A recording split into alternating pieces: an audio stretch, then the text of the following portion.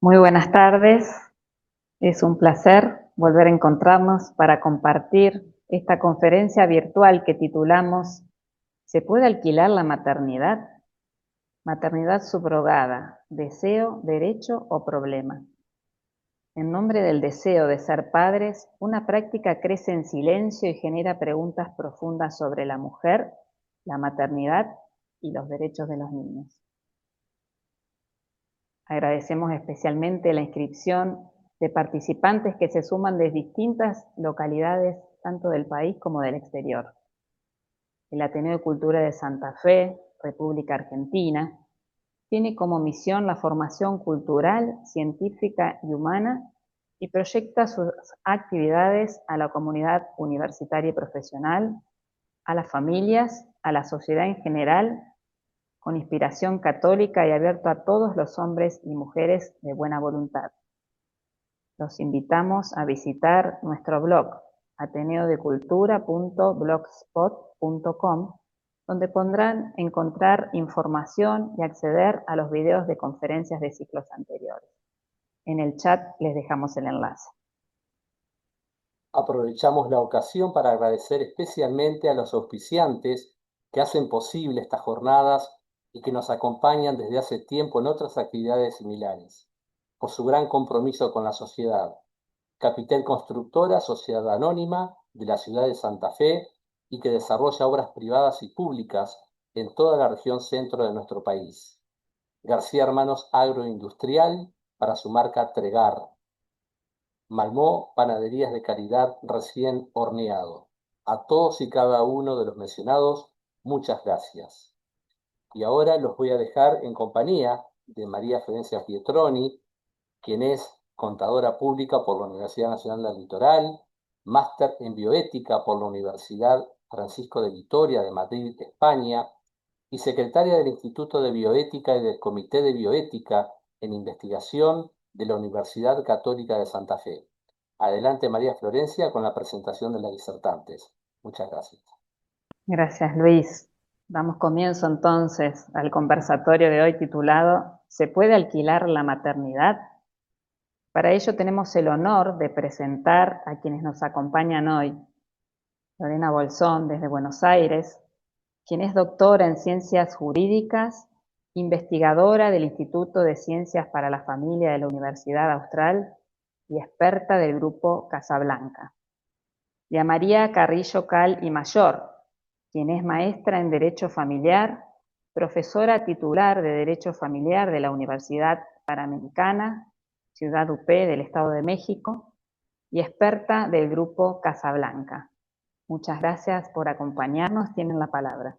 Muy buenas noches, gracias a ustedes por invitarnos. Una alegría compartir algunas reflexiones en torno a la maternidad subrogada. Entonces, si les parece, para no demorarnos más, voy a compartir la presentación. Entonces, para comenzar a hablar de la maternidad subrogada, quería proponerles como punto de partida entender el contexto y la cultura en la que nos encontramos y los desafíos que plantea en torno a la seguridad jurídica esta figura legal. La realidad es que estamos en un mundo donde las técnicas de reproducción asistida han ampliado significativamente las posibilidades de procreación y con ello se plantean nuevos desafíos en toda la sociedad. Entre ellas, la gestación subrogada, la maternidad subrogada, ¿sí? Según el lugar donde nos encontremos y cómo se la denomine en relación a distintos factores, constituye uno de los fenómenos más complejos porque justamente introduce una disociación entre distintos elementos que tradicionalmente están asociados a la maternidad y a la filiación en sí, es decir, la relación entre padres e hijos.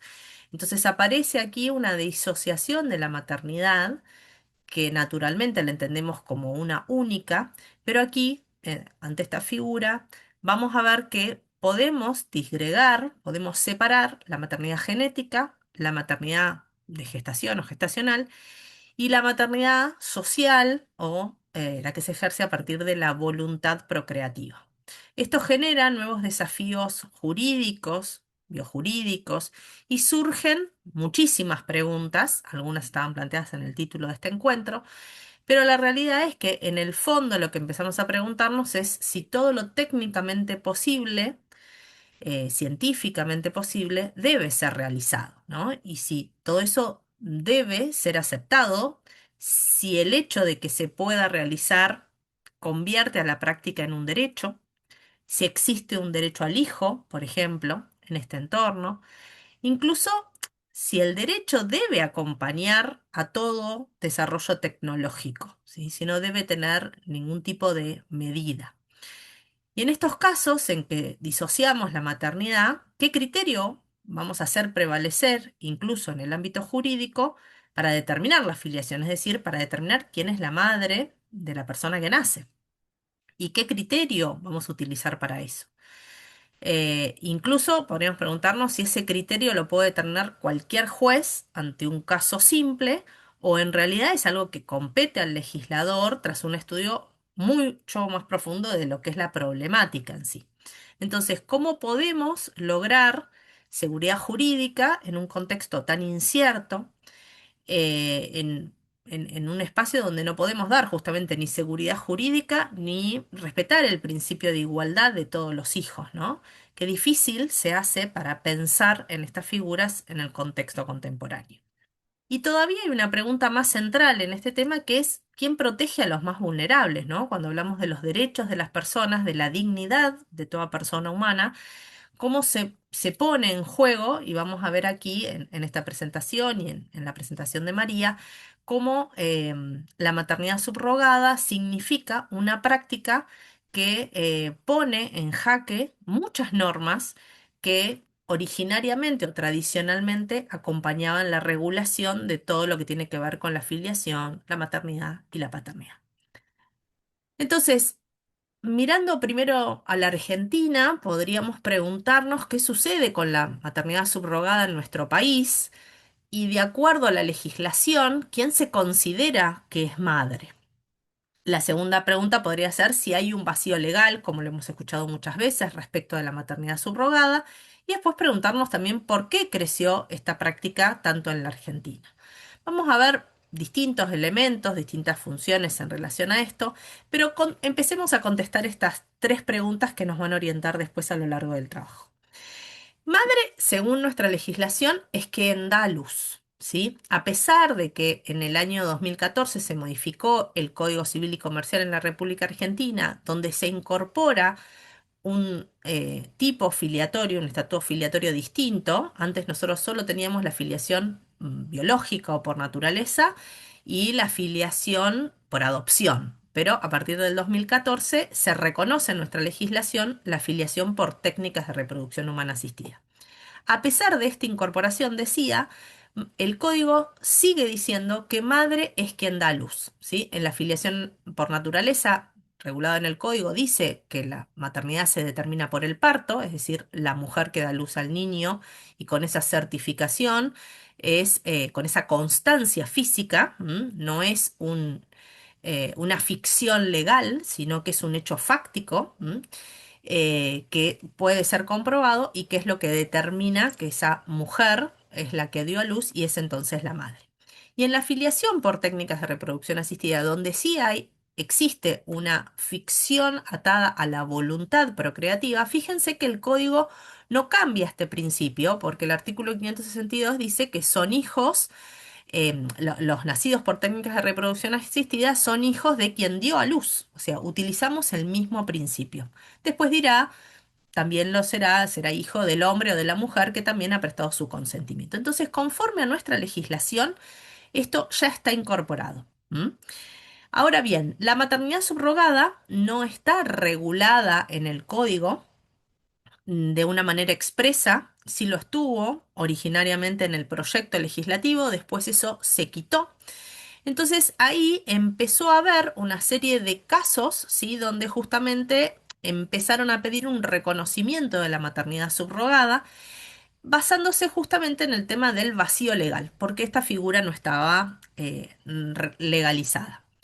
Hubo muchos fallos a favor y en contra de esta figura de maternidad subrogada. Lo cierto es que en el 2014 la Corte Suprema de Justicia de la Nación, en el conocido caso Santalla, va a señalar, en definitiva, que no existe vacío legal porque es aplicable el artículo 562, que es este que vimos hace un ratito, y que por lo tanto los nacidos bajo estas técnicas son hijos de quien da a luz. Por lo tanto, no hay ninguna incertidumbre o no hay una ausencia de regulación en este sentido.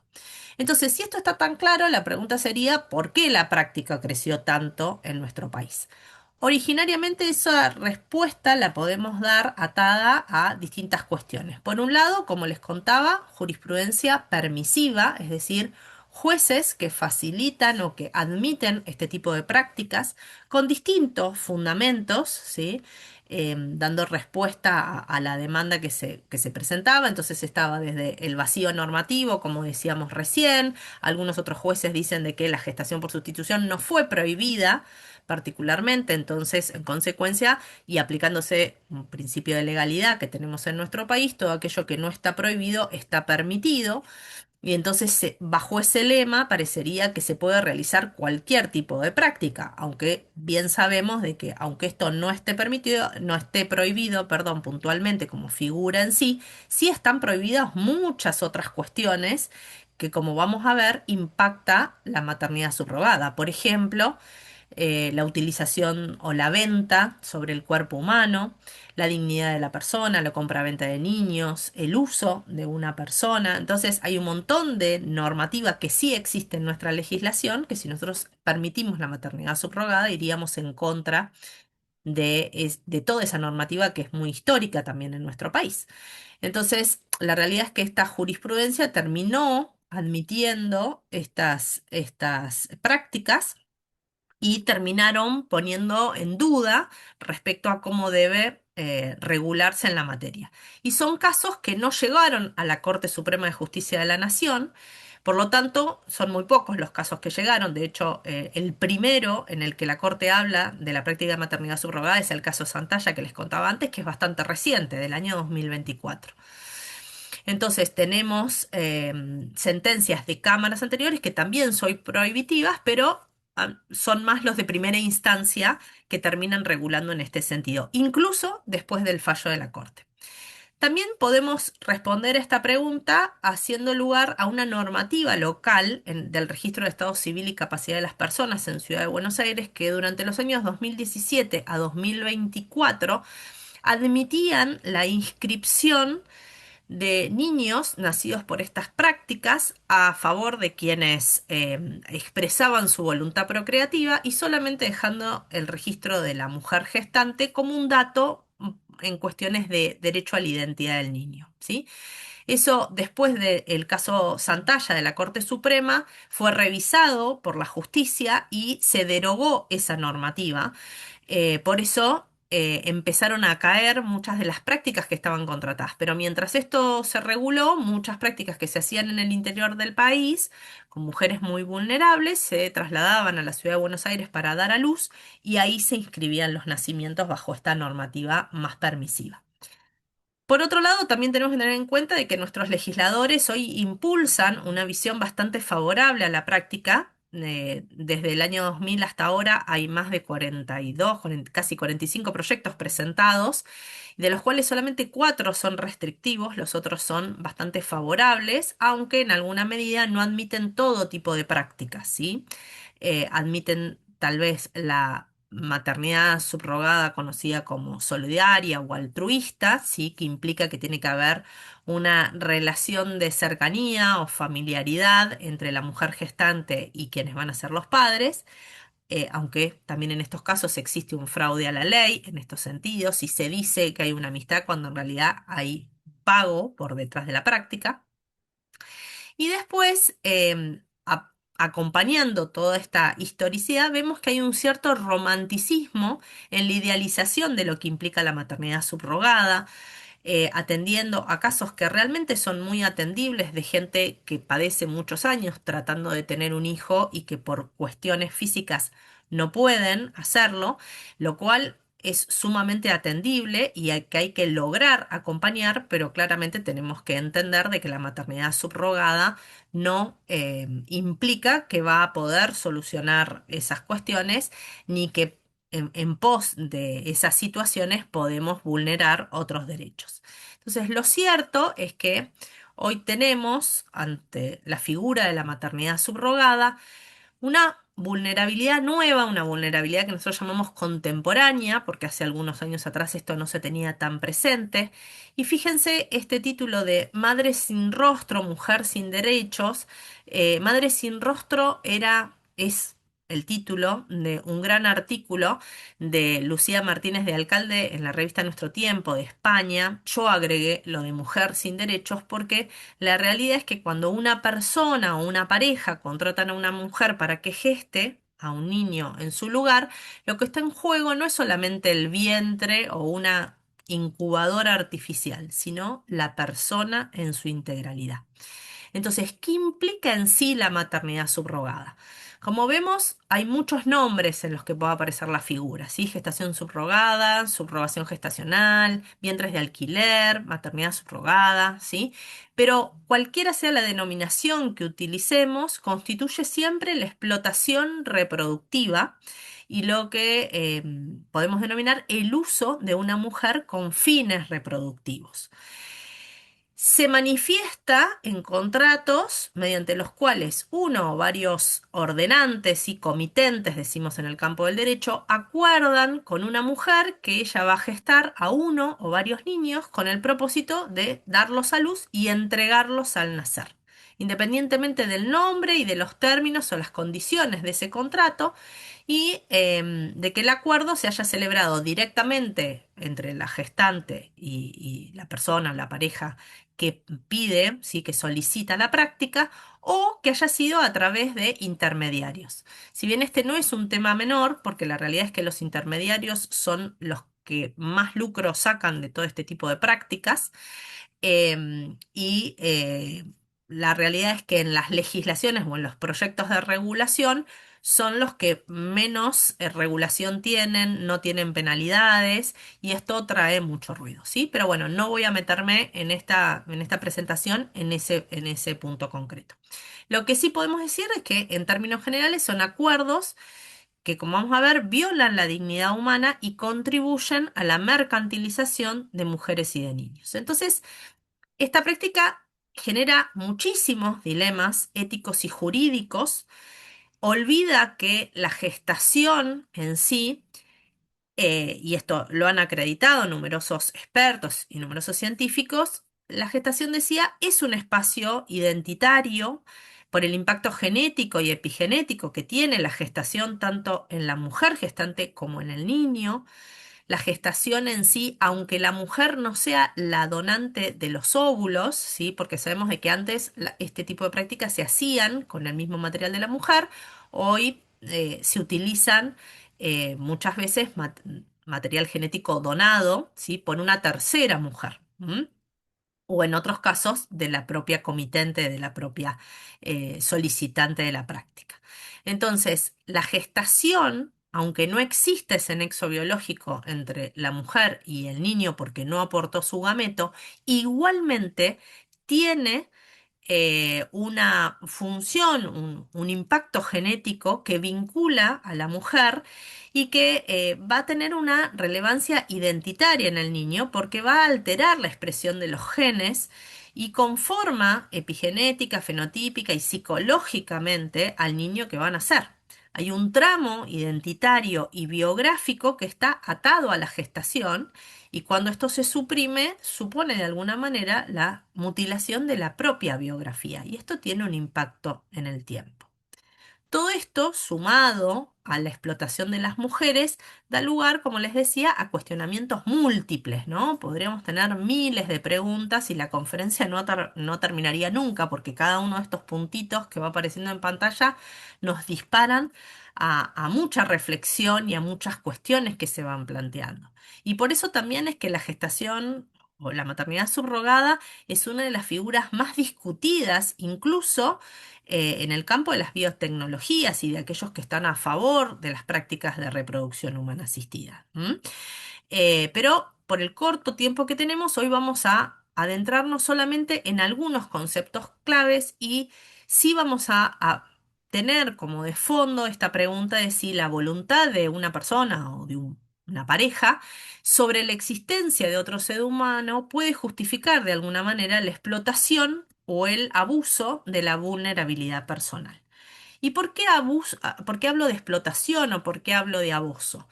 Porque en el ámbito internacional se ha reformulado y se ha insistido en distintos instrumentos que la maternidad subrogada implica explotación, explotación de la mujer y explotación de la vulnerabilidad en sí de la mujer. Esto surge de distintos informes de la Relatora Especial de Naciones Unidas.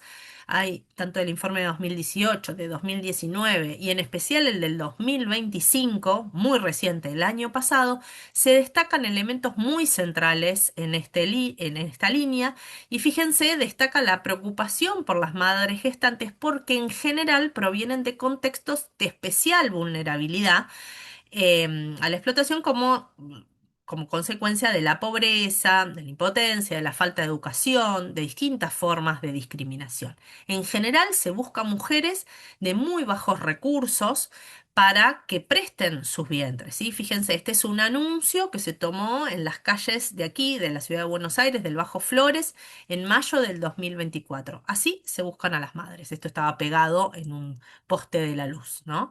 En general, y esto está acreditado en todo el mundo, no solamente en la República Argentina, que las mujeres que se someten a la gestación subrogada provienen especialmente de países subdesarrollados o en muy bajo nivel de desarrollo, y en general son mujeres que son particularmente vulnerables por su situación socioeconómica.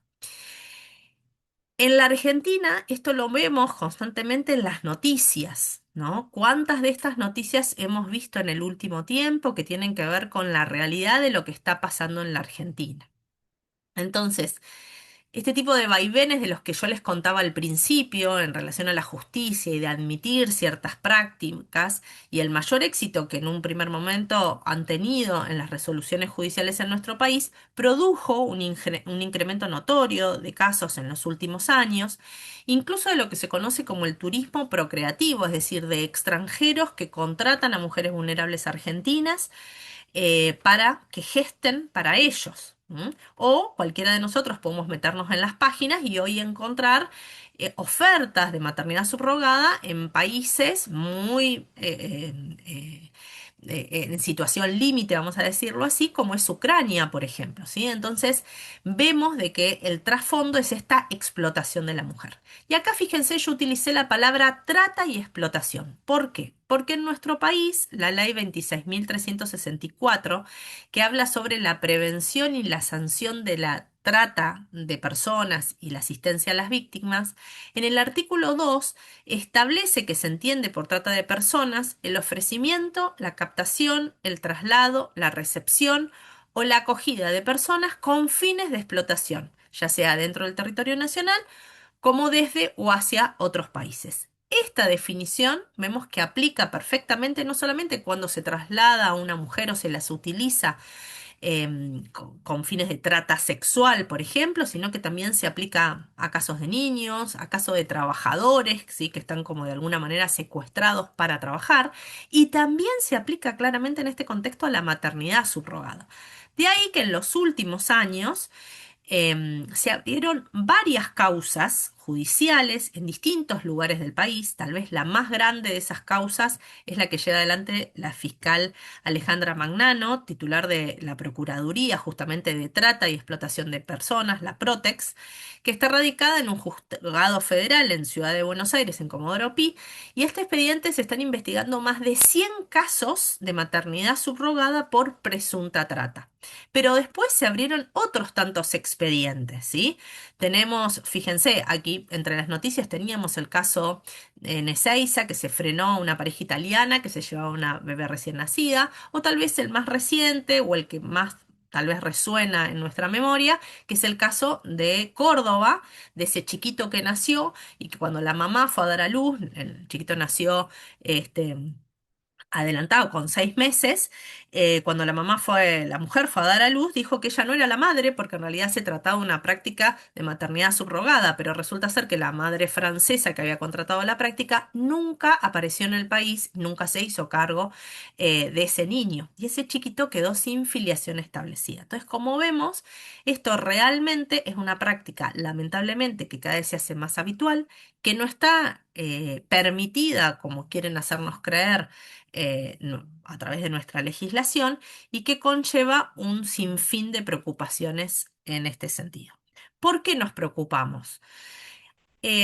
Muchas veces se utiliza la ficción de decir que la mujer es una mera portadora porque ella no tiene voluntad de ser madre, ¿sí? Y de hecho se le hace firmar de que no tiene voluntad de ser madre. Pero la relatora especial de Naciones Unidas ha dicho muchas veces que esta ficción jurídica de que la mujer es mera portadora y que no tiene voluntad de ser madre del niño y que no es en sí considerada madre del niño, se emplea para justificar una denegación de derechos a la madre de alquiler. ¿M? Entonces, de esta manera se abre la puerta a distintas exigencias que aparecen en los contratos que están destinados justamente a a alienar los derechos y libertades de la mujer gestante. Entonces, en esos contratos vamos a ver de que se caracterizan por un control del cuerpo en manos de los comitentes o los promotores de la práctica, desde antes de la concepción y hasta incluso después del parto. La gestación es considerada una suerte de locación de servicio, es decir, de una contratación temporal, pero es contratación del cuerpo entero de la mujer, porque no es como algunos a veces lo han asimilado a decir, bueno, es lo mismo que cuando uno dona un órgano. No, aquí no dona un órgano ni presta el órgano, presta todo su ser. Y durante 9 meses, no es en un momento determinado, sino a lo largo del tiempo. Entonces hay un alto grado de control sobre el cuerpo, sobre los estilos de vida de la mujer gestante, en el sentido de que ella no tiene libertad, para ni autodeterminación para elegir cómo vivir durante el periodo del embarazo, ¿sí? Pensemos de que tanto en el ámbito nacional como en el internacional el consentimiento de un paciente, por ejemplo, en el ámbito médico, se requiere para la realización de tratamientos, de intervenciones médicas, ¿sí? Como un modo de proteger la autonomía, la dignidad, la intimidad del paciente, y es ese derecho en el fondo a la autodeterminación lo que fluye. Bueno, aquí en estos casos la mujer gestante no tiene ninguno de estos derechos, ¿sí? Es más bien un contrato que va a restringir todas sus libertades. Va a restringir las relaciones sexuales, dónde va a vivir, qué tipo de comida va a comer, e incluso puede determinar ese contrato la interrupción del embarazo y que solamente va a estar sujeta a la decisión de esos padres comitentes, de esas personas que encargan la práctica, sin tener en cuenta la salud de la mujer gestante o del niño. De hecho, así ha habido casos, por ejemplo, cuando en el embarazo se gestan, por ejemplo, dos niños, ¿sí? Gemelos o mellizos, y resulta ser de que los contratantes solo querían uno, entonces se hace una suerte de aborto del segundo bebé porque no quieren tenerlo. O cuando se detecta que ese niño, como vamos a ver enseguida, viene con alguna enfermedad, también pueden decidir abortarlo, independientemente de la voluntad que tenga la madre. Otro elemento que es característico de estos contratos es la renuncia a la confidencialidad. ¿Sí? La mujer gestante en general está obligada a renunciar a la confidencialidad médica y a la confidencialidad psicológica. Todo lo que sucede durante el periodo del embarazo es conocido completamente por los comitentes e incluso por los intermediarios. Y esto puede tener consecuencias negativas a largo plazo para lo que es su salud mental. Finalmente, vamos a encontrar una deshumanización de la práctica en lo que tiene que ver con la gestación y el parto en sí. La mujer gestante no tiene nunca un derecho al arrepentimiento, cosa que no sucede ni siquiera en la adopción en nuestro país. Incluso después del parto, no podría aportar a la lactancia materna, no puede cargar a su niño ni acunarlo tras dar a luz y en muchos casos ni siquiera se lo permite verlo. ¿M? Mucho menos si incluso antes del parto se hubiese arrepentido y quisiera quedarse con el niño. Esto no le está permitido. Esto en cualquier otro caso se consideraría violencia obstétrica, pero aquí, ante la existencia del contrato, parece que los derechos de la mujer y del niño han desaparecido y es admitido por la legislación. Otro tema que se plantea en este sentido es qué pasa cuando, teniendo en cuenta que es una lógica de un contrato y hay una obligación de resultado, es decir, de entregar un niño, ¿sí? ¿Qué pasa si hubiese un daño gestacional? ¿Quién responde por ese daño gestacional sobre la supuesta mera portadora, ¿no? ¿Quién responde ante los daños que pueda causar el embarazo mismo? ¿Quién se hace cargo de la cobertura de los gastos de salud? No durante el embarazo, porque eso en general está bien claro que lo hacen las personas del contrato, sino quién se hace cargo en el posparto. ¿Quién ayuda a esa mujer después? Si quedó con alguna secuela, si quedó con alguna enfermedad. Y en el caso de muerte, ¿quién va a responder? La realidad es que todo esto no es que solo a mí se me ocurre, ¿sí? Sino que está acreditado y la ciencia empieza a relevar distintas complicaciones que se producen en los embarazos, sobre todo cuando el óvulo no es de la mujer gestante. Entonces ahí hay grandes probabilidades de desarrollar hipertensión, preeclampsia, el uso de los medicamentos, si el Lupron u otro tipo, que prepara el cuerpo para recibir a esos embriones puede aumentar la presión intracañal. Hay síndrome de hiperestimulación de ovario, torsión ovárica. Fíjense todas las clases de problemas que pueden desatarse en la mujer y que no se presentan como en cualquier otro embarazo, sino que el mismo tipo de prácticas ya se ha demostrado científicamente que llevan a una serie de riesgos de mayor impacto en las mujeres que utilizan técnicas reproductivas. Y en este caso de qué pasa si muriera la mujer, ¿por qué lo planteo? Porque hay contratos en los cuales se ha acreditado que el comitente podía decidir sobre la vida o la muerte de esa mujer. Fíjense, en un caso español que fue evaluado por el Tribunal Constitucional Español, que era un contrato en una práctica de una madre que la había comprado, digamos, había contratado la práctica en España, pero la mujer era mexicana. Y en ese caso, la comitente, es decir, quien pedía la práctica, no solamente podía encargar pruebas al azar, sin previo aviso, a fin de detectar drogas, alcohol, tabaco, sino que también si la gestante sufría alguna enfermedad o lesión potencialmente mortal, la comitente podía decidir mantenerla con vida de modo artificial o no hasta que el feto fuera viable y se produjera el nacimiento. Entonces, fíjense que esto no es una idea, esto está plasmado en los contratos y es un gran problema porque si esa mujer muere a causa del embarazo, su familia, porque este es un elemento muy importante, en general a la mujer se le exige que ya sea madre para que no se encariñe con el niño que va a llevar. Entonces, ¿qué va a pasar con esos hijos que tiene la mujer? ¿Qué pasará con su familia? En muchos casos la mujer accede a esto para tener un rédito económico porque está queriendo ayudar a su familia. Y fíjense que aquí no lo cuidan de ninguna manera. Y este problema se plantea no solamente en el caso de la mujer y en los daños que pueda haber en la mujer, sino que se plantea también respecto del niño, que pueden hacer. Recordemos que el niño es un objeto del contrato y entonces acá también nos vamos a preguntar, ¿qué pasa si el niño tiene algún daño, nace con alguna enfermedad? ¿Quién va a ser culpable? ¿La mujer que gestó? ¿Mm? Y acá tenemos muchos otros casos que es que también la ciencia empieza a relevar complicaciones derivadas de las técnicas de reproducción humana asistida en los niños, tanto en los primeros niños de vida, en los primeros días de vida, perdón, donde ahí hay un riesgo de prematuridad, es decir, que nazcan antes del plazo, antes de los 9 meses. Esto es muy habitual en los casos de técnicas. Fíjense, hay un 227% de que los nacimientos se produzcan antes de las 32 semanas. Entonces, esto incrementa el riesgo de muertes tempranas, claramente, pero también riesgos para la salud a largo plazo. El bajo peso al nacer también es una característica de estos niños, ¿sí?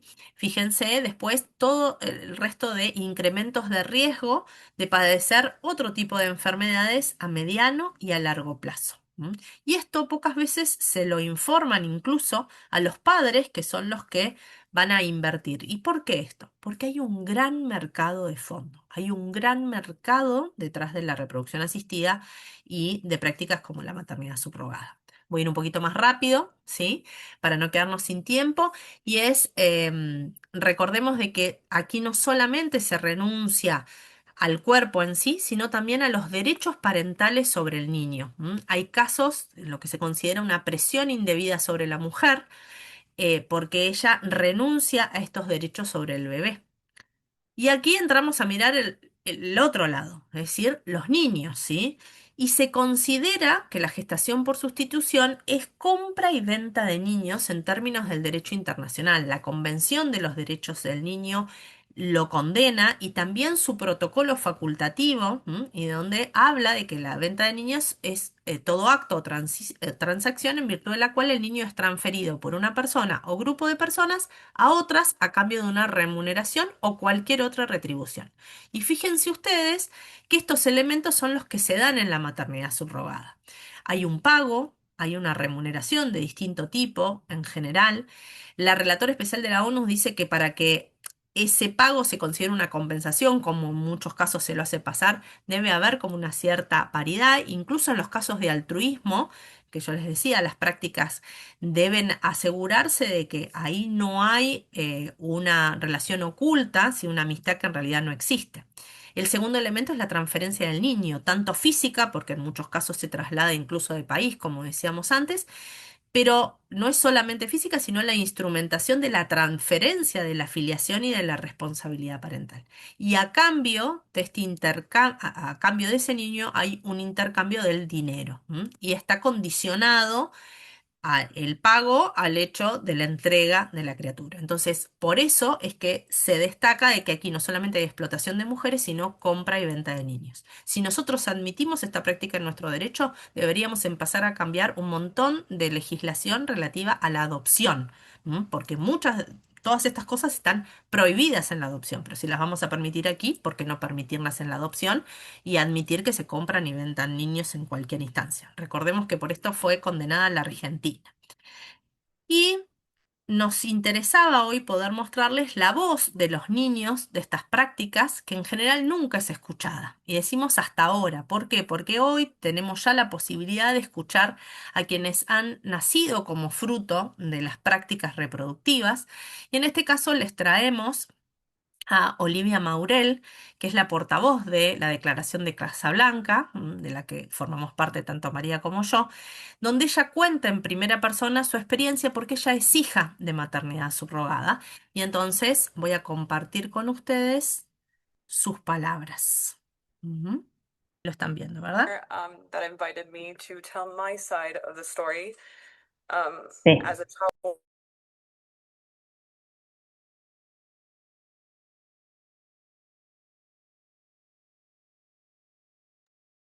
Tendrías que prender el micrófono, Lorena.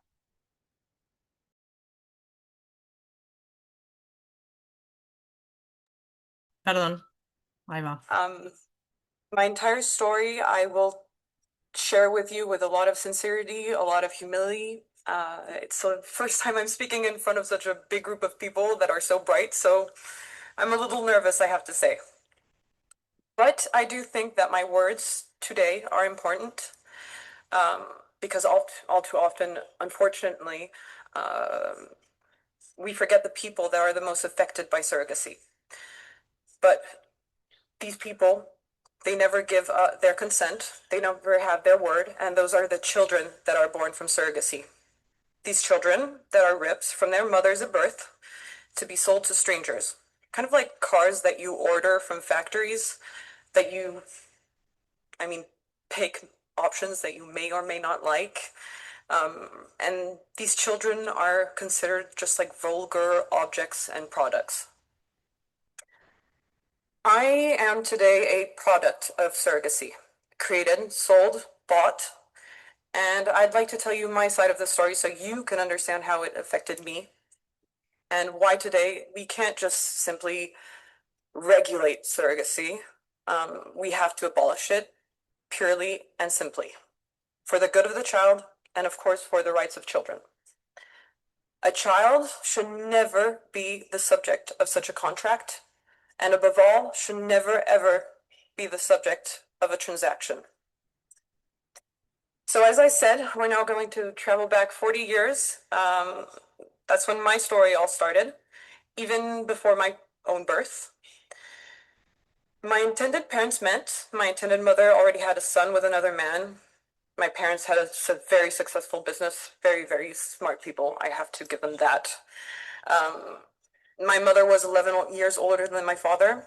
The money was flowing. They were at the peak of their careers.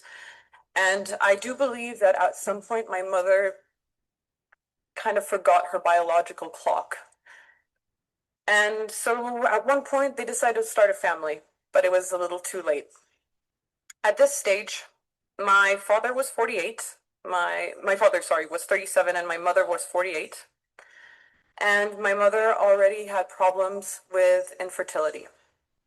According to my father, with whom I had a recent discussion, he wanted a child from his own genes. So adoption was completely out of the picture, and surrogacy to them was the only option rather than giving up on having a child. Selfish decision, I believe, but it's their story.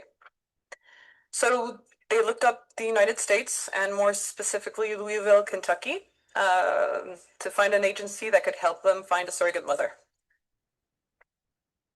My parents first gave the agency, of course, a list of criteria concerning the woman that what she should look like.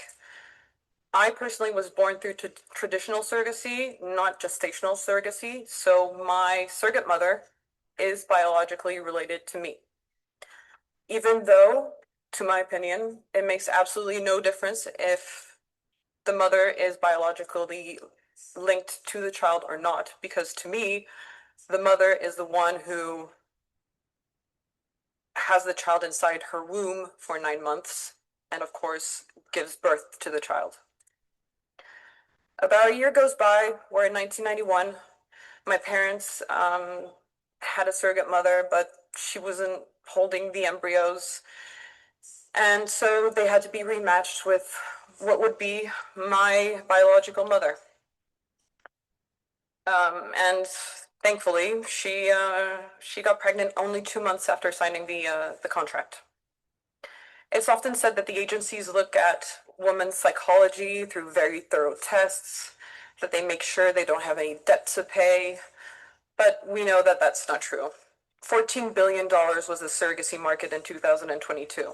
And do you honestly think that we're going to look too closely at women who might even lie during their interviews? I don't think so. My case is a perfect example. My biological mother, and she wasn't mentally stable. She had a huge history with depression. But on top of that, just before I was born, she had lost a son, age of 2.5 years old, in an absolute tragic domestic accident. So I think you can put yourself in her place. Mentally, she wasn't there at all. She was completely devastated after that. She was in debt, and she had to put on a brave face for her family, her children, and her husband. This agency that only saw what it wanted to see when it hired her, and that's the money that she could generate. They abused of the situation of a woman that needed money to feed her children and pay her bills.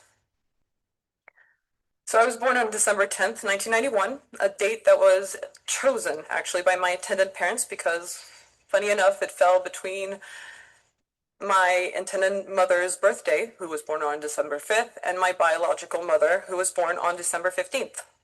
I had to be a Christmas baby, actually. But even that was decided for me. Can you imagine? In surrogacy, births can even be planned out and decided. And I'm not quite sure how that is in the best interest of the child. And that's where it gets a bit emotional for me. As soon as I was born, I wasn't placed in the arms of my biological mother. The mother who had carried me for 9 months, the one who fed me, the one who spoke to me, the one who I felt every emotion invade her when she was pregnant. The one who in the end was the only person I knew. No, I had to take the great leap of the infant out of my mother's womb into the cold, austere world, the hospital lights, and I had to be sold and finalize the transaction into the arms of my adoptive parents, whom I didn't know of. And that, unfortunately, was the first trauma that would write the rest of my life, the trauma of abandonment. So as a child, I was already showing signs of the trauma of abandonment. My parents couldn't leave me. I would be hysterical. I was a very complicated child. I was always afraid of rejection. I had trouble making friends. My parents couldn't leave me anywhere. Sleepovers, parties. I would go in this hysterical crisis, and so they couldn't leave me. I was just afraid, unfortunately, that I would suffer a second abandonment every time they left me. But at that point in time, I was already going through an inner battle. How could I build myself without knowing where I came from? During my adult life, things got worse. I sank into alcohol addictions. I even was raped because I was constantly putting myself on edge. I made several suicide attempts. My life wasn't the best. I had a hard time having normal friendships. I would suffocate people because I was afraid that they would leave me. I was alone. I was very, very lonely. I sank into a lot of depressions. I'm sorry. I was also never able to find a good job. I wasn't stable. And I had a hard time finishing my studies. Then, thank God, I met my husband, who gradually helped me rebuild my life as it is today, with a lot of patience, a lot of love. He let me lash out all my emotions and understood exactly why I reacted the way I would. Today, I have 3 beautiful children, but unfortunately, they in turn suffer from my traumas. My daughter, my oldest, Eleanor, suffers from the trauma of abandonment, and my son, Theodore, my second, suffers from the trauma of rejection. Unfortunately, they suffer in turn from my traumas because I do thoroughly believe that all of these are transgenerational. So surrogacy didn't just affect me. Thank you. Thank you. Surrogacy didn't just affect me. Unfortunately, it affects my own children today. They, of course, have help. I had proof of the fact that I was born from surrogacy through a DNA test when I turned 30. I'm 31 today. But that was the physical proof because I always knew inside of me, that I didn't fit in. I had problems with my mother. I saw that I didn't connect with her. I connected with my dad a little bit more because he was biologically linked to me. But things didn't seem right. And I knew inside me something was wrong. We children, we're not stupid, We're very, very smart people. And not so long ago, I was diagnosed with bipolar disease. Shouldn't shock any of you after everything I just told you. My biological mother, so my surrogate mother, she herself battles with mental issues. And I do believe I inherited that from her. But how could I know? I never had access to my medical records on her side, and everything was hidden from me. And she could have lied during the process, eventually. In fact, when I got pregnant from my first child, Eleanor, I was scared to death. I was scared to death because I didn't know what I would be passing on to my baby. Cancer, a genetic disease, mental health issues. It's mind-boggling to me to find that it's in the best interest of the child to hide all of this information from them all of their lives. Sorry. And that is a brief summary of my life. Very, very brief. I could speak for hours on my life and all the problems that surrogacy has caused me. There are always consequences. Look at me. Two people, my intended parents, 31 years ago, they made a small decision, then a bigger one, and then a more trivial one. And one decision after another, I came to the world. And on that day, I was the consequence of a small choice made by two people at a time when I didn't even exist. And this choice, it defined my entire existence. I'm a consequence, and I hope that soon it will be me who will bring about consequences to abolish the atrocity of surrogacy. But be careful. In my words, you'll never see me blaming my parents. They used a process that was just an option offered to them on a silver platter, and they didn't have the strength to resist it. Today, I don't feel any hatred for them. I don't blame them. I love them. But however, I do blame the system that is slowly but surely allowing surrogacy to be legalized. First, we approve the use of surrogacy for medical reasons, such as infertility. After, we accept it for social reasons. And then we accept it for anything and everything. And for reasons of human trafficking, the sale of children, the unavailability of the human body, for ethical, bioethical reasons, surrogacy has to be abolished. But in my humble opinion, and I'm not a doctor or I'm just a child, the greatest reason to abolish this monstrosity is for the sake of the child, for his or her rights, for a psychic balance that he or she, like me, may never ever regain. And I'm just going to finish with this. And this is to all of you that may think that this is normal surrogacy is normal and we should maybe regulate it. If just one child like me has encountered so many problems in his or her life as a result of surrogacy, that should be enough to convince all of you that there's nothing good about this process and that nothing can make it ethical, despite all of your attempts to persuade yourself otherwise. Thank you for your time. Muy bien. Me disculpo, vale aclarar de que la traducción que veíamos abajo está hecha con inteligencia artificial y tenía varias fallas, pero bueno, creo que sirvió para mostrar en primera persona lo que padecen y lo que sufren los chicos nacidos por esta práctica. María. Muchas gracias, Lorena. Y hola a todos, buenas noches. Gracias especialmente por la invitación a participar con ustedes y a transmitirles algunas ideas respecto al tema de maternidad subrogada. Voy a compartir una presentación. Pues muy bien, a pesar de, más bien, añadiendo a todo lo que ya dijo Lorena, vamos a ver otras ideas en el mismo marco de maternidad subrogada y también, sobre todo, haciendo énfasis en la Declaración de Casablanca, que el video que nos transmitió ahorita Lorena es justamente de la portavoz de la declaración, que es Olivia Maurel.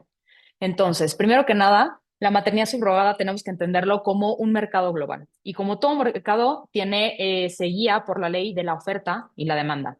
¿Quién va a hacer la oferta? Pues las mujeres que están dispuestas a pasar por este proceso de gestación y que muchas veces, como ya se ha mencionado anteriormente, pues son mujeres con un perfil vulnerable que están en una situación económica desesperada en la cual una de las alternativas para salir adelante y poder también incluso darle mejores oportunidades de vida a su familia es por medio de esta práctica, ¿no? Y la demanda, la demanda son estos padres comitentes o padres intencionales que acuden a la práctica justamente bajo este deseo de tener hijos, ¿no? Entonces aquí vemos que ciertos actores que tenemos en la práctica es, como ya mencioné, padres comitentes o padres de intención, como también se les conoce, y estos pueden ser tanto parejas heterosexuales, que normalmente esta práctica nació para ser usada por parejas heterosexuales con problemas de infertilidad, pero vemos que hoy en día la verdad es que no hay una causa por la cual acudir a ella, sino simplemente pues el poder pagarla y poder y someterse o contratar la práctica, ¿no? Entonces, parejas heterosexuales, también tenemos parejas homosexuales que lógicamente ellos naturalmente no pueden procrear, por lo tanto recurren a esta práctica, o mujeres o hombres solteros, ¿no? Tenemos del otro lado también la mujer gestante, y es importante mencionar el tema de los gametos. ¿Qué son los gametos? Pues el óvulo y el espermatozoide. Aquí hay muchas variantes dentro de la práctica porque puede ser que este óvulo sea de la mujer gestante, que además de gestar al bebé va a aportar su óvulo, que se le reconoce como la gestación subrogada tradicional, que de hecho es la que Olivia mencionaba en su video, que ella, la mujer que la gestó, también era su madre genéticamente hablando, ¿no? Porque había aportado el óvulo, porque me parece importante mencionar que una cuestión es la parte genética y una cuestión es la parte biológica. Quien aporta los gametos está genéticamente unido al niño, ¿no? Al niño que es producto de esta gestación, distinto a la parte biológica. Una mujer que gesta un niño siempre va a ser la madre biológica, aunque no sea la madre genética por no haber aportado el óvulo. ¿Por qué?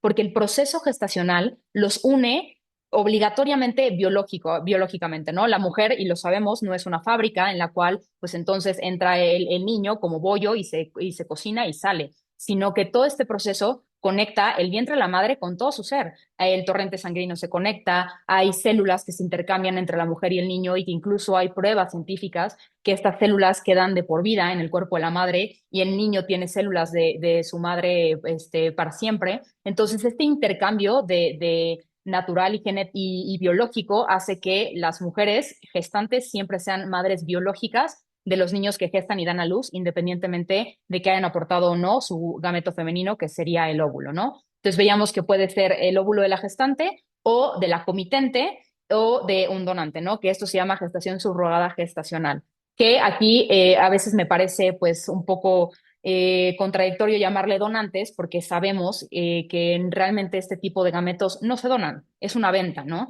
Uno va a una clínica, a un laboratorio y compra óvulos o compra espermatozoides y eso es un mercado enorme, el cual no va a ser el tema principal de esta plática porque podríamos llevarnos muchas horas a hablar de esto, pero al final hay un mercado muy grande detrás de toda esta práctica que es justamente el mercado de venta de óvulos y de espermatozoides.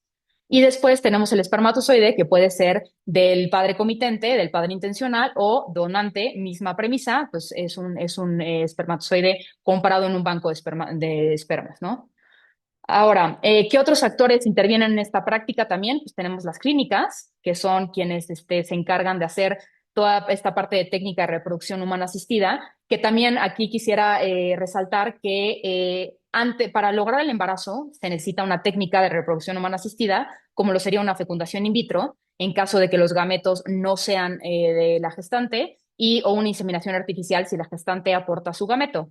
Pero es importante mencionar que la maternidad subrogada como tal no es una técnica de reproducción humana asistida, esto es un error, incluso la misma OMS que lo reconoce así, es un error. ¿Por qué? Porque una técnica de reproducción asistida nace para curar una infertilidad de una persona que no puede por sí sola tener hijos, ¿no? ¿Qué es lo que sucede en la maternidad subrogada? Pues no estoy curando la infertilidad de nadie, sino que estoy haciendo que una tercera persona, una mujer sana que sí puede gestar un niño, le estoy transfiriendo esta parte o esta tarea a otra persona, ¿no? Y al final del día, pues no estoy resolviendo el problema inicial y el embarazo como tal, el proceso gestacional, no es una técnica, porque la técnica es la parte en la cual se logra el embarazo, se implanta el embrión y después de eso es un proceso natural del cuerpo, ¿no? Entonces, estas clínicas, que son las que proveen de estas técnicas de reproducción humana asistida y que pues, hacen toda esta parte del manejo del inicio del embarazo, ¿no? Tenemos a abogados, porque claro, es importante para la parte del establecimiento de la afiliación y todos los trámites legales que son necesarios para los padres comitentes poder tener un acta de nacimiento con el nombre del niño. También otros intermediarios, que serían pues, cualquier persona que se encarga de poner en contacto a la oferta y a la demanda. Estos actores vemos que tienen un fuerte interés económico. ¿Por qué? Porque esto es un mercado profundamente lucrativo porque hay cada vez crece más la práctica, y lo mencionaba también Lorena, hay un gran deseo de muchas personas de querer ser padres. Ojo, y digo deseo porque no es lo mismo que confundirlo con un derecho. Muchas veces lo que se busca o estas personas lo que argumentan es que tienen un derecho a tener un hijo y que la manera de poder acceder a ese derecho es con la práctica de la gestación subrogada. Pero no existe y no hay ningún tratado internacional ni ninguna legislación internacional ni local que diga que tener un hijo es un derecho. ¿Por qué? Porque al final los niños son sujetos de derecho, no pueden ser objeto del derecho de alguien más. Y no habría nadie que pudiera garantizarnos ese derecho. No le podríamos pedir al Estado que nos garantice el poder tener un hijo, ¿no?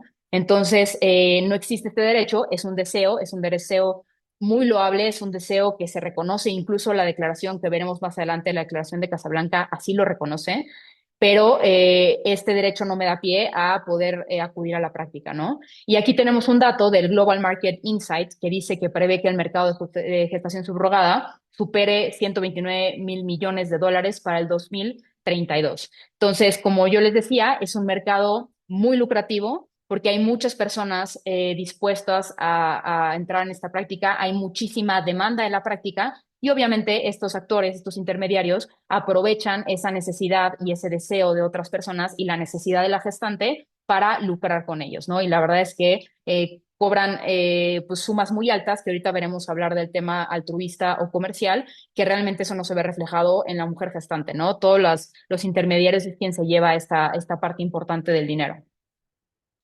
Ahora, para adentrarnos un poco en el tema de las legislaciones, cómo lo contemplan otros países, pues tenemos algunas variantes, ¿no? Tenemos países que sí permiten la práctica comercialmente. ¿Qué significa comercialmente? Que se prevé un intercambio de dinero, un pago por ese niño, porque como bien se mencionaba, no es un pago por el proceso gestacional, no es un pago por quedar embarazada, es un pago por la entrega de un niño. Entonces, que muchas veces o más bien en los contratos, si no hay una entrega de un niño, pues no hay un pago, ¿no? Pero eso es lo que se le denomina la práctica comercial. Esto se permite en algunos países de Estados Unidos, en Georgia, en Ucrania, en Rusia también. Entonces, algunas legislaciones lo permiten de esta manera. Hay otras legislaciones que también lo permiten, pero altruistamente, como sería el Reino Unido, Canadá, Australia, algunos países de Europa. ¿Cuál es el problema del altruismo? Que realmente no existe, venden la práctica como esta parte del deseo de la mujer de querer ayudar a otras personas a tener familia y entonces que no va a haber un intercambio de dinero y por lo tanto no se está objetivizando o cosificando al niño y que pues todos lo hacemos por voluntad y amor y entonces pues yo pongo mi cuerpo para gestar un niño y lo entrego a personas que no pueden tener. Pero la realidad y lo que se ve en los contratos, incluso y en las mismas legislaciones que contemplan esta parte altruista, es que siempre hay un pago escondido. ¿Por qué? Porque hay una cuestión de reembolso de gastos a la gestante, pagos de ciertos, pues desde temas de medicamentos, alimentación, ropa, y además siempre hay una recompensa en la cual pues, las personas que contrataron con ella están agradecidas por haberle dado un hijo y entonces hay un pago, ¿no? ¿Qué es lo que está pasando? Que al final del día esto lo termina siendo comercial porque ese pago sí existe. Y dentro de este proceso altruista, pues los que más se benefician son los intermediarios, ¿no? Porque la que sale perjudicada es la gestante bajo esta modalidad de como tú actúas altruistamente, recibes lo menos porque pues no lo estás haciendo por dinero, pero al final los intermediarios cobran. Una clínica cobra por el tema de los gametos, ¿no? Por el tema de los embriones. Un abogado va a cobrar por los trámites. Todo el mundo cobra y todo el mundo gana, menos la gestante o en menor proporción, ¿no? Porque como vimos, pues siempre hay un pago. Después hay otros países que lo prohíben. El principal ejemplo o el país que es como pionero o que lleva la batuta en este sentido de la prohibición sería Italia. ¿Por qué? Porque Italia ha denominado incluso como delito universal a la gestación subrogada. ¿Qué significa esto? Que no solamente lo prohíbe al interior del país, sino que castiga a los comitentes que busquen hacerlo fuera de Italia, ¿no? Mientras sean italianos y vayan y contraten en otro país, también cometen este delito y también se castiga a la gente que promocione, a los mismos intermediarios y con penas de cárcel, perdón, y de multas. Entonces, Italia lo prohíbe, ¿no? Eslovaquia el año pasado en su constitución prohibió la gestación subrogada, lo tiene a nivel constitucional, hay un artículo que dice que queda prohibida. España también declara que son nulos de pleno derecho los contratos de gestación subrogada. Francia lo prohíbe también, Suiza. Entonces vemos que hay algunos países que también se posicionan al contrario, ¿no? Que reconocen que existe una explotación reproductiva, reconocen que existe una cosificación de la mujer y del niño y con base en esto pues prohíben a nivel país que esta práctica se lleve a cabo. Y después tenemos algunos países sin regulación o con una regulación deficiente, como serían muchos ejemplos, pero específicamente les quiero hablar de México. ¿Por qué? Porque México es una república federal en la cual tenemos muchos estados y cada estado puede regular esta práctica, ¿no? Tienen la libertad de decidir en cada uno de los estados si la permiten, si la prohíben y de qué manera lo van a regular. Entonces, al final del día vimos que México tenemos dos estados principalmente en los cuales sí se permite, es un estado que se llama Tabasco y el otro se llama Sinaloa, que además, curiosamente, están geográficamente uno hasta abajo del país y el otro hasta arriba, que al final del día lo que permite también esto es la entrada de personas extranjeras a contratar la práctica a México, ¿no? Entonces tenemos una gran problemática al interior del país porque así como tenemos dos estados que lo prohíben, digo, perdón, que lo permiten, tenemos dos estados que lo prohíben y el resto de estados no dicen nada. Pero al final, al no decir, de todas maneras, la práctica se lleva a cabo bajo lo que no está prohibido, está permitido, y bajo esta confusión también que mencionábamos que muchas legislaciones consideran a esta práctica como una técnica de reproducción asistida y por esa vía le dan la salida para poder llevar a cabo la práctica. Entonces, ¿qué es lo que sucede? Que al final ha habido muchísimos conflictos, sobre todo cada vez son más visibles conflictos que llegan a tribunales en los cuales vienen personas a querer establecer la afiliación de este niño bajo el argumento de un contrato de gestación subrogada y se encuentran con que no está regulado, lo cual llega a los jueces directamente para que ellos pues, puedan decidir qué es lo que se va a hacer en el caso. ¿Cuál es el problema de México? Nunca se ha metido a ver cuál es el tema el anterior, ¿no? O sea, ¿por qué esto es un problema estructural? ¿Por qué la misma práctica inherentemente es errónea y entonces vamos a ver qué es lo que se hace? Sino que al final, ya con el niño nacido, con el niño ya en el país, vamos a ver la solución que le damos y no hay una regla clara, entonces cada caso pues, se ha resuelto dependiendo del contexto y de las cuestiones que se lleven a cabo en ese momento, ¿no? Pero entonces ese es un gran problema que tenemos. Todo esto nos lleva a ver que hay un turismo reproductivo. ¿Qué significa turismo reproductivo? Si yo tengo legislaciones en las cuales unas me prohíben, otras me permiten y otras no dicen nada, entonces la demanda, que son los padres comitentes que quieren recurrir a esta práctica, lo que hacen es van a buscar dónde vamos a ir a contratar, ¿no? Entonces este famoso turismo reproductivo. ¿Por qué? Porque entonces voy a ir a un país donde se permita o un país donde la legislación sea laxa o no diga nada sobre la práctica, o países, como sucede principalmente, en donde la práctica sea mucho menos costosa. ¿Por qué? Por el perfil de las mujeres que acceden a la práctica. Y esto sería un gran ejemplo. México, Colombia sería otro, en el cual es mucho más barato venir y contratar, por ejemplo, con una mexicana que a lo mejor ir a Estados Unidos, en donde sí se permite comercialmente, o en algún otro país en donde se permita altruistamente. ¿Por qué? Porque también en donde se permite el altruismo, obviamente va a haber mucho menos personas dispuestas a acudir a la práctica, por lo tanto, los comitentes van a tener que salir del país a buscar esta oferta, ¿no? Y comercialmente, pues les podrá salir más caro en otro lugar que venir a países en donde el perfil poblacional de las mujeres sea pues menos favorecido, por lo mismo que también mencionaba Lorena, de un tema de falta de educación, un tema de pobreza, incluso vemos esquemas que carecen de los servicios básicos, de los servicios más básicos, ¿no? De agua, de luz. Entonces son contextos en los cuales pues la única opción o una salida es acceder a esta práctica. Entonces, esta oferta se pone, esta gran cantidad de oferta por estas variantes, pues entonces la demanda va a venir y va a buscar qué es lo que más le conviene y genera este turismo reproductivo.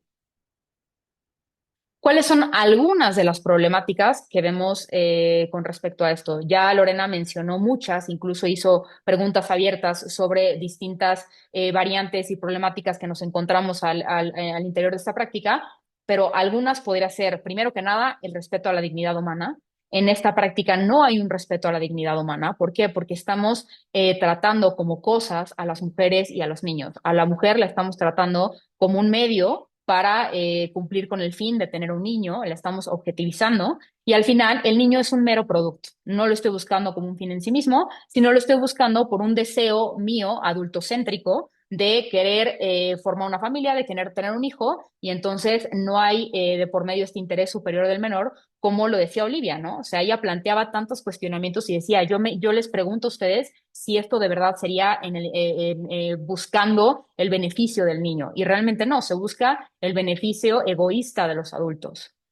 Otra cuestión es la persona no puede ser objeto de un contrato y esto nos queda sumamente claro. Creo que los contratos de gestación subrogada de entrada deberían de ser nulos de pleno derecho como lo establece la legislación española, porque al final del día una persona humana no puede ser objeto de un contrato. ¿Por qué? Porque las personas estamos fuera del comercio, las personas no somos sujetos de derecho y nunca podemos ser el objeto de un contrato. Hay personas que lo que buscan decir es que el niño no es el objeto, que lo que se busca es justamente darle una familia, pero lo que vemos en la realidad es que si no hay un niño a cambio en ese contrato, no hay ese dinero o no se materializa el contrato, ¿no?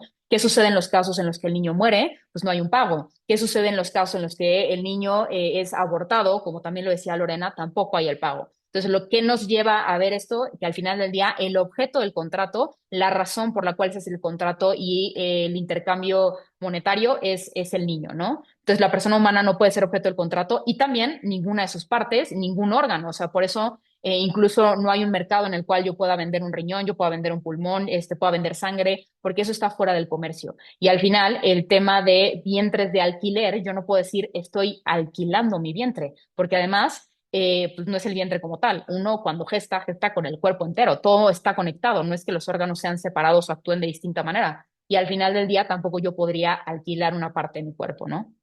Establecimiento de la afiliación. Esto justamente es la principal problemática que se suscita al ver la disparidad de legislaciones que tenemos, porque entonces habrá lugares en los cuales el establecimiento de la afiliación se dé incluso antes de la llegada del niño al mundo, que es antes de en la celebración del contrato. Habrá otros momentos en los cuales el establecimiento de la afiliación se dé posterior al parto, en el cual la mujer renuncie a los derechos parentales, a la patria potestad, y esto dependerá o de la legislación que estamos hablando, y en casos en donde no exista legislación, pues lo estamos dejando en manos de los jueces. Que aquí la siguiente pregunta es, ¿podemos dejar el tema de la afiliación en manos de los jueces? Las reglas de afiliación es una cuestión de orden público y no podemos dejar en las manos de cada juez que en un caso decida en una vertiente y en otros distinto, ¿no? Porque además hay casos en los cuales la guía para establecer la afiliación es la parte genética. Hay veces que dicen, hagamos un test de ADN y genéticamente el niño es mío, establezcamos la afiliación. Pero hay otros momentos en los cuales yo acudo a esta donación, realmente venta de gametos, y en los cuales digo, pues entonces el establecimiento de la afiliación va a ser dependiendo de la voluntad procreacional, porque yo quise adjudicarme este título de procreador y al final pues yo cuidé que este niño llegara al mundo, ¿no? Y hay otros que el establecimiento de la afiliación, pues la ley dice, ¿no? Y también lo tenemos así incluso en la legislación mexicana. La mujer que va y pare es la mujer que es a todas luces la madre del niño. Entonces el establecimiento de la afiliación es otra problemática que vemos. Ausencia del consentimiento. Muchas veces dentro de estos debates se dice, ¿y el consentimiento dónde está? La mujer es libre, es capaz, es autónoma, puede perfectamente consentir entrar en uno de estos contratos, ¿no? Pero al final del día hay una ausencia de consentimiento. ¿Por qué? Porque la premisa para que un consentimiento sea válido es que tiene que ser libre e informado, ¿no? Y lo podemos ver a todas luces en muchos ejemplos de contratos de gestación subrogada, incluso al hablar con madres que han pasado por este proceso, que al final no hay un consentimiento libre ni informado, porque libre no puedo ser completamente libre de consentir en algo cuando tengo una necesidad de por medio tan fuerte como sería una necesidad económica, ¿no? Ahí mi libertad se traduce en supervivencia. Si yo necesito este dinero para sobrevivir, realmente no lo estoy haciendo en total libertad. Y la parte informativa, pues las clínicas y los intermediarios no dan toda la información completa tanto a la mujer gestante como también los padres comitentes, porque al final del día también se juega con ese deseo de ser padres. No se les dice la probabilidad de que puedan llegar a tener un embarazo en otra persona, no hablan de todos estos riesgos que Lorena bien mencionaba, ¿no? Los riesgos dentro de la salud del niño, los riesgos que puede tener la madre gestante, incluso los riesgos que llega a tener la mujer que vende sus gametos, ¿no? Muchas veces el argumento es, pues si estás en una edad reproductiva y puedes vender tus óvulos y pues a lo mejor salir de algún problema económico, pues puede ser una gran opción, pero ocultan la realidad del mercado detrás de los grandes riesgos para la salud, incluso de pérdidas del mismo órgano, pérdida de vientre, o como decía Lorena, la muerte de la gestante, ¿no? Y de problemas de salud que tiene el niño. Entonces, no hay un consentimiento informado por ninguna de las partes porque no se da la información completa de qué es lo que sucede. Yo siempre digo que si de verdad le pudieran decir a una mujer gestante, a un padre comitente, todo lo que podría haber en cuestión de salud y en cuestión de problemas también legales, mucha gente o la gran mayoría no acudiría a la práctica. También muchas personas se quedan atadas en una situación jurídica de un limbo en lo cual nunca pueden establecer alguna afiliación con los niños que encargaron o no pueden salir de un país si viajan a otro para poder tener esta práctica, van y están con el niño y no pueden llevarlos al país donde viven. Hay una gran falta de información alrededor de esto. Entonces, a todas luces, hay una ausencia de conocimiento, de consentimiento por esto y también por el lado de que no todo consentimiento puede ser válido. ¿Qué pasaría en el caso en el que yo dijera, estoy completamente libre y informada y doy mi consentimiento para ser esclava? Pues al final del día, ese consentimiento de todas maneras, pues no va a poder proceder. ¿Por qué? Porque sabemos que la esclavitud está prohibida. Y yo no puedo llegar a decir, no, sí consiento y por favor quiero ser esclava de alguien. Entonces, hay ciertas cuestiones que el consentimiento no puede ser como la puerta en la cual todo consentimiento es válido. Yo no podría consentir vender un órgano. Yo no podría consentir muchas cosas que la misma ley nos va poniendo un marco. ¿Por qué? Porque cuida un orden público, un orden jurídico y ciertas reglas que todos debemos seguir. Entonces, es claro que existe una ausencia de consentimiento. También hay una violación de derechos humanos, tanto de la mujer gestante como del menor que es producto de la práctica. Y por mencionar algunos, porque realmente cada vez que uno ve este tipo de contratos, cada vez que uno oye un testimonio distinto, cada vez que uno ve las resoluciones de los jueces en distintos países, nos damos cuenta de más y más y más violaciones a derechos humanos que surgen a raíz de esta práctica. Pero por mencionarles algunos, pues existe a todas luces una violencia económica. ¿Por qué? Porque estas mujeres que van y acuden a la práctica por esta necesidad económica tan fuerte que tienen, y simplemente lo vamos a poner así, nunca se ha visto que una mujer con una vida desahogada, sin necesidad económica, en una situación privilegiada, vaya y altruistamente o por amor geste por una persona pobre que no puede tener hijos, porque al final del día también esta práctica debería de ser en igualdad de condiciones y la realidad es si yo no puedo pagarla, no puedo acceder a ella. Entonces, nunca se ha visto que alguien o estos famosos que vemos y oímos que van y contratan esta práctica lo harían por otra persona que no podrían pagarlo. ¿Por qué? Porque nadie estaría dispuesto a pasar por este proceso para regalarle a su hijo a alguien más si no fuera por esta gran necesidad económica. Entonces, existe violencia económica, existe una violencia física. ¿Por qué? Porque hay mucha medicalización de por medio, hay mucha manipulación del cuerpo de la mujer. Lorena lo mencionaba también, cuándo tiene que comer, si puede tener relaciones sexuales o no, si puede viajar, si puede tomar, si puede fumar. Todo sobre el cuerpo de la mujer se controla. Violencia psicológica, porque a estas mujeres continuamente se les está repitiendo que no son madres del niño que están gestando, que no se vinculen sentimentalmente, que lo van a tener que entregar, que no es de ellas. Entonces, además de esa violencia psicológica que sufren durante todo el proceso gestacional, una vez que nacen y entregan al niño, es natural y así somos, el cuerpo humano está hecho para hacer este vínculo con los niños que una mujer gesta. ¿Por qué? Porque justamente lo que se busca es que la supervivencia del niño. Si no existiera este vínculo, pues cuántos niños no quedarían abandonados y es natural al cuerpo el querer la madre estar con su hijo y el hijo obviamente pues necesitar a la madre. Entonces este es un trauma psicológico al haber una separación, que también veremos el trauma psicológico de la separación con el niño, que yo creo que lo ejemplifica perfecto y es el testimonio tal cual de Olivia, ¿no? Que vimos. Y una violencia obstétrica, ¿por qué? Porque al final del día toda la cuestión médica es decidido por terceros, no por ellos, y simplemente un ejemplo sería la cuestión del parto.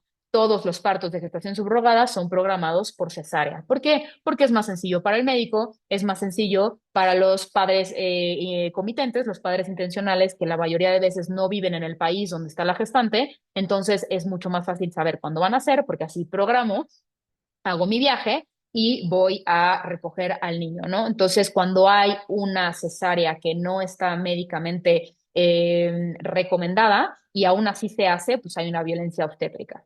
Y por parte del niño, como les decía, por mencionar algunas cosas, violación al derecho a la identidad. Si yo no sé de dónde vengo, no puedo formar una identidad y la identidad es la primera identidad que tiene una persona es, ¿soy hijo de quién? Y de hecho yo siempre hago el ejercicio con mis alumnos y les digo, a donde vayan, el día de mañana ustedes van a un médico, quieren hacer aplicar en una universidad, en un curso, lo que sea, cuando uno empieza a pedirles datos personales, siempre la pregunta sale de quién es tu padre, quién es tu madre y sobre todo para cuestiones incluso médicas. Imagínense empezar por no saber eso, no saber lo más importante que es de dónde vienes. Entonces, saber a dónde vas es sumamente complejo.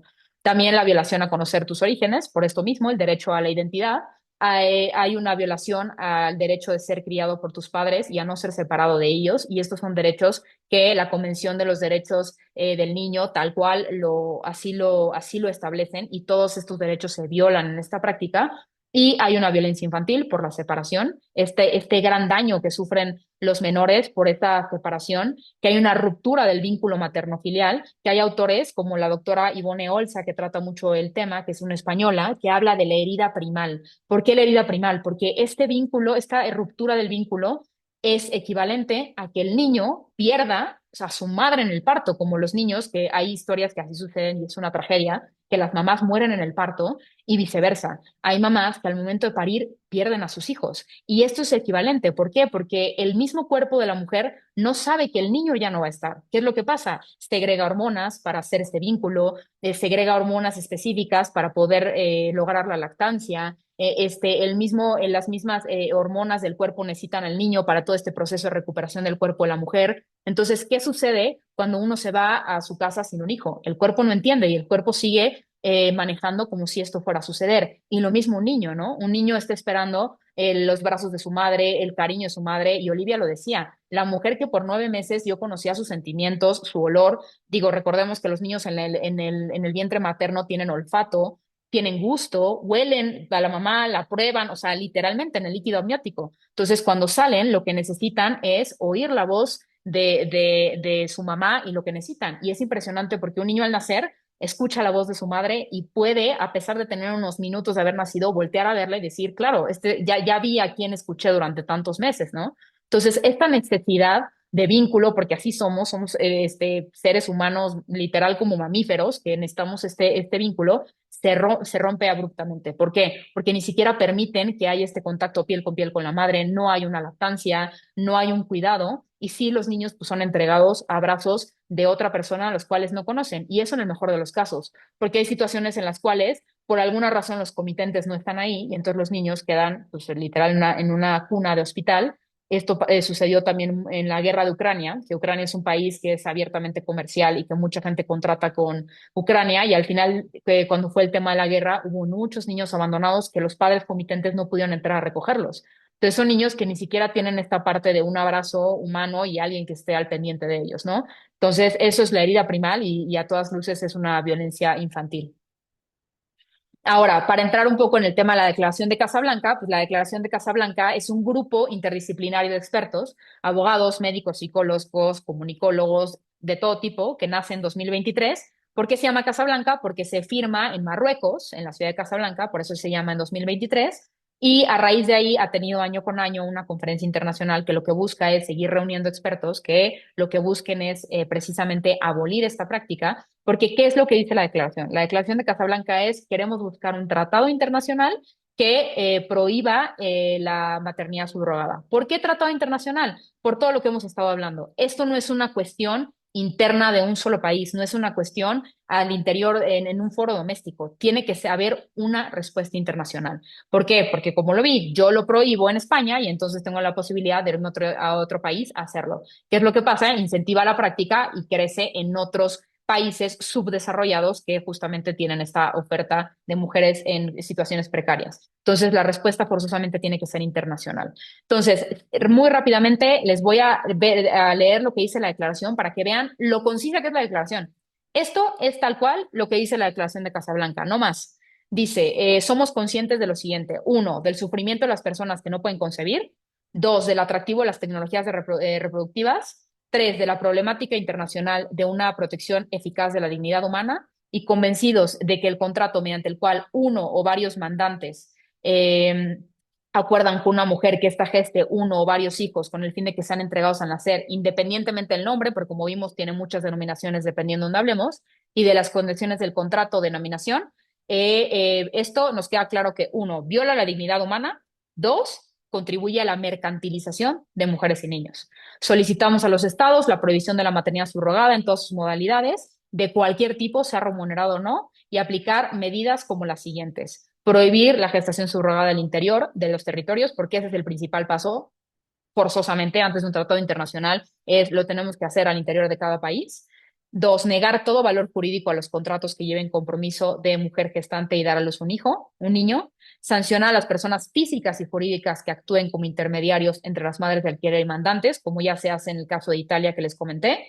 Perseguir judicialmente a las personas que recurran a la maternidad subrogada en su territorio y también afuera del territorio, como el delito universal que así denominó Italia, y actuar a favor de la aplicación de un instrumento jurídico que prohíba globalmente la maternidad subrogada. Esto es lo que pide la Declaración de Casablanca, un tratado internacional que busque la abolición de la práctica. Esto también lo mencionó Lorena, pero nada más para que esto fue un hito muy importante el año pasado, que es el informe de la Relatora Especial de Naciones Unidas sobre la violencia contra las mujeres y las niñas, que es Rema Al-Salem, que entregó en octubre del año pasado a la Asamblea General de la ONU su informe, el cual denominó las distintas manifestaciones de violencia contra las mujeres y las niñas en el contexto de la reproducción subrogada. Y además de un estudio muy detallado que hace de cada una de las cuestiones de la práctica, y Lorena mencionó algunas cosas, ¿qué es lo que concluye ella? Entre muchas otras cosas, llama a la abolición universal de la gestación subrogada, con base en la violación de los derechos humanos, la cosificación de la mujer y los niños, en la violencia reproductiva y todas estas cuestiones que hace en la conclusión del informe. Y nada más para concluir esta ponencia, les platicaba que la Declaración de Casablanca cada año ha hecho una conferencia para seguir continuando con este tema. Y la primera en 2023, que es cuando nace, después en 2024 fue en Roma, en 2025 fue en Perú y en 2026, en septiembre de este año, va a ser en México. Entonces, ahora sí que también lo pongo a su disposición por si alguno pudiera acompañarnos, porque también va a haber una modalidad en línea. Será 3 y 4 de septiembre en la Universidad Panamericana en el Campus Ciudad de México, en Miscuac, y es modalidad presencial y online, por si alguno no pudiera hacerse el viaje de venir hasta México, lo cual me encantará recibirlos por acá, pero bueno, pueden conectarse online. Y nuestra principal invitada es justamente la relatora especial de Naciones Unidas, que viene a hablar de su informe, y el resto de los ponentes pues hablarán dentro de su área de expertise, pero sobre este informe y sobre esta práctica. Entonces, muchas gracias. Muchas gracias, María. Excelente. Lorena también, las dos exposiciones. La verdad que muy completas. Fuimos anotando dudas, pero que se fueron sorteando a medida que fueron avanzando en las presentaciones. Ya estamos en horario, mandamos un email para que puedan enviarnos las dudas y consultas. Bueno, nos quedó claro el trabajo que hace el grupo Casablanca y les agradecemos también por ello, ¿no? Por formar parte. Y bueno, como para cerrar, y a las dos les pregunto, ¿qué podemos hacer nosotros desde nuestro lugar para poder colaborar y luchar contra la maternidad subrogada desde el lugarcito donde nos toca? Por mi parte, ayudar a una toma de conciencia real sobre lo que implica la práctica. Hablar con las chicas jóvenes, primero del cuidado de su propio cuerpo, porque hoy tenemos una cultura de educar en el tema de la educación sexual integral y cómo no quedar embarazadas, y eso está muy bien, pero poco se les enseña a cuidar su propia capacidad reproductiva para el día de mañana poder ser madres y no tener complicaciones. Entonces, empezando por ahí. Pero después, en lo que tiene que ver con la práctica, esta toma de conciencia, el no dejarse engañar por titulares de los medios que generalmente venden de una forma romántica lo que implica la práctica, y poder ver más allá de lo que simplemente se dice, ¿no? Y acompañar a muchas mujeres que en nuestro país hoy pasan hambre, tienen dificultades sociales y ven que esta puede ser una salida y hacerles tomar conciencia de que no es el camino. Y lo mismo a las personas que piensan de que ese es el camino para lograr ser padres, también hablar sobre las dificultades que ello trae en todo sentido y que hay otros caminos alternativos que hoy existen como la adopción de chicos que realmente lo necesitan, ¿no? Hay otros caminos posibles para formar una familia, no es el único. Y yo me adhiero completamente a lo que dice Lorena. Para mí el punto central sería información. ¿Por qué? Porque no conviene que haya información clara sobre esto, ¿no? Porque entonces cortaríamos de tajo el mercado. Entonces, sí me pasa mucho, sobre todo cuando platico estos temas, cuando hablo con mis alumnos, que la gente no lo ve como lo ponen en las redes, como lo ponen en la publicidad. Qué padre, ¿cómo no le vas a negar a alguien tener un hijo, tener una familia, si una persona que está dispuesta con todo su amor a gestar por esa persona? Y entonces, ¿qué es lo que sucede? Nos llegan a confundir y de verdad llega uno a plantearse y decir, ¿lo vamos a permitir o no? Y la realidad, y esto pasa mucho también al interior de Casablanca, entre más habla la gente, entre más información hay, entre más testimonios, han llegado también muchos mensajes a personas que forman parte del grupo diciendo gracias, porque ya con esta información ya no voy a contratar esta práctica. Yo no puedo ser padre, justamente quería, y ahora que sé qué es lo que hay detrás, ya no lo voy a hacer. Y lo mismo que decía Lorena, mujeres que decían, yo a lo mejor no me planteaba en este momento la maternidad, pero tengo que entender que la mujer tiene un reloj biológico y que sí tengo que plantearme ahorita este tipo de cuestiones, ¿no? Entonces, con base en el tema de informarnos, siempre, si no sabemos preguntar y sobre todo, pues, acudir a este tipo de medios que al final del día lo que buscan es eso, ¿no? Que tengamos la información clara y que haya un diálogo, porque también es muy válido dialogar con personas que opinan distinto y para saber por qué, ¿no? Entonces, la información es la clave. Muy bien, muchas gracias. Este conversatorio fue grabado, así que la idea también es darle difusión y con esto también colaborar para la abolición total de esta práctica. Muchas gracias María, muchas gracias Lorena otra vez. Le dejo la palabra a Luis. Muchas gracias. Entonces también reitero a las disertantes, a María desde Ciudad de México, a Lorena desde Buenos Aires. Gracias a vos también, María Florencia, por encargarte de presentarlas. Gracias a nuestros auspiciantes que hicieron posible esta conferencia, Capitel Constructora, Malmó Panaderías, García Hermanos Agroindustrial para su marca Tregar. También agradecemos, como es nuestra costumbre, a todos los presentes por el tiempo que le han dedicado, por su participación en las preguntas que nos están haciendo llegar, que no hemos llegado a pasar a todas. Saben que tienen que escribir un mail y nosotros se los hacemos llegar a las disertantes para que lo puedan responder, ¿sí? Y nos encontraremos Dios mediante para nuestras próximas actividades que serán oportunamente anunciadas en los correos electrónicos. De parte del Ateneo de Cultura de Santa Fe, República Argentina, muchísimas gracias a todos, que tengan buenas noches.